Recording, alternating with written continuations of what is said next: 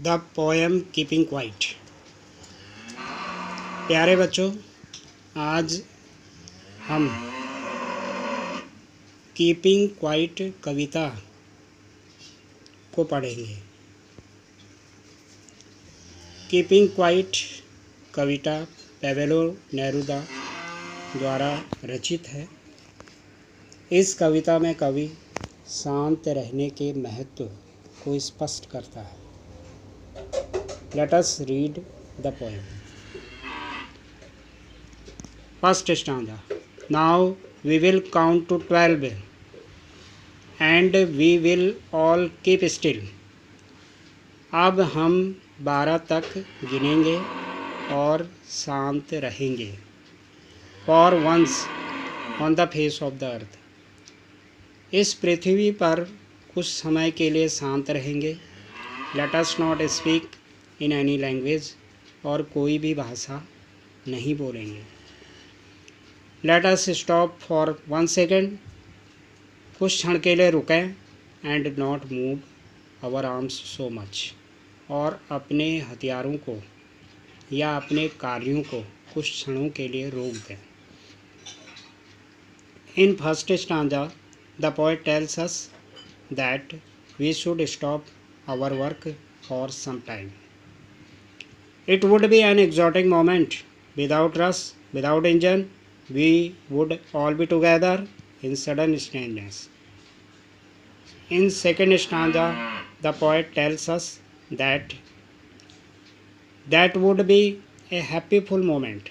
वह एक आनंदमय क्षण होगा, बिना किसी रस भीड़ के, विदाउट इंजन, बिना शोर शराबे के।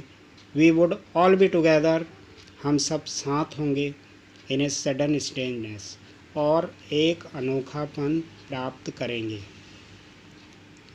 Third stanza.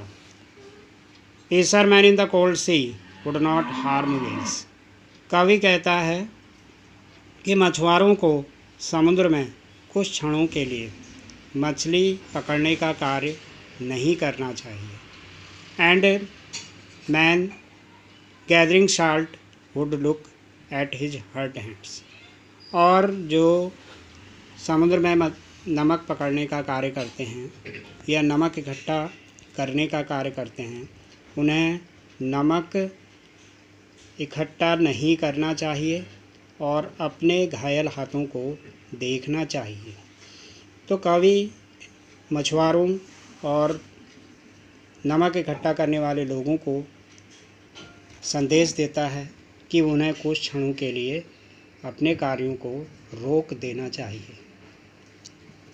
Those who prepare green wars, अगले स्टांजा में चल आते हैं। कवि कहता है कि जो लोग शीत युद्ध की तैयारी करते हैं, गृह युद्ध करते हैं, वॉर्स विथ गैस युक्त युद्ध करते हैं, वॉर्स विथ फायर या अग्नि युद्धों में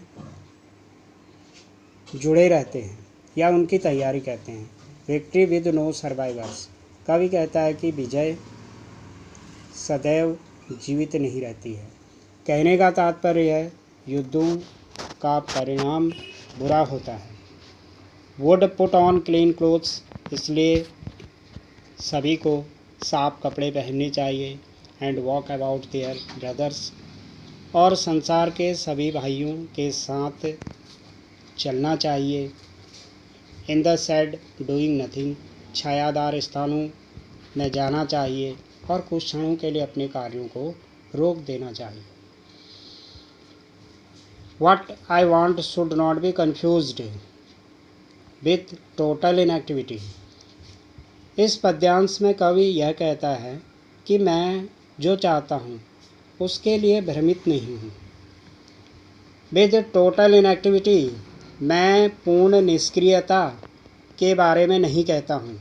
life is what it is about, कवि कहता है कि जीवन जैसा है चलते रहता है। I want no truck with death, मैं मृत्यु की दलील नहीं करता हूँ। या कहने का तात्पर्य है मैं यह नहीं कहता हूँ कि हमें अपने कार्य छोड़ देने चाहिए या हमें पूर्णतः निष्क्रिय हो जाना चाहिए।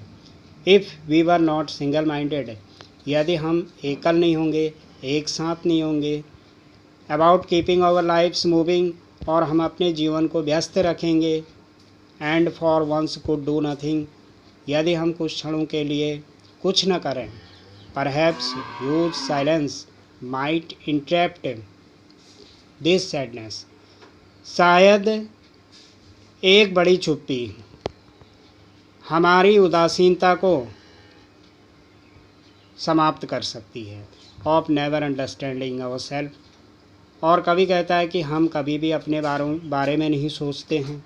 And threatening our selves with death, और स्वयं का बुरा करते हैं। Perhaps the earth can teach us as everything seems dead, अंतिम पद्यांश में कवि प्रकृति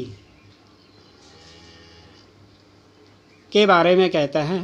कवि कहता है कि शायद यह पृथ्वी हमें यह सिखा सकती है कि हमें कुछ क्षणों के लिए शांत रहना चाहिए। When everything seems dead, कवि कहता है कि जाड़े की ऋतु में सब कुछ मृतक प्रतीत होता है। And later proves to be alive, और जब बसंत ऋतु आती है सब कुछ जीवित हो जाता है। तो कहने का तात्पर्य है, बुरे समय के पश्चात अच्छा समय आता है। Now I will count up to 12, अब मैं 12 तक गिनूँगा। And you keep quiet and I will go, और आप शांत रहेंगे और मैं चला जाऊँगा। The poem keeping quiet tells us that we should introspect ourselves, हमें अपना आत्मनिरीक्षण करना चाहिए। If we introspect ourselves we can think about ourselves, and we can think other people of the world, and we can think the peace of the world, and we can think the welfare of the world. That would be a happy full moment for the world. This is the summary of the poem Keeping Quiet.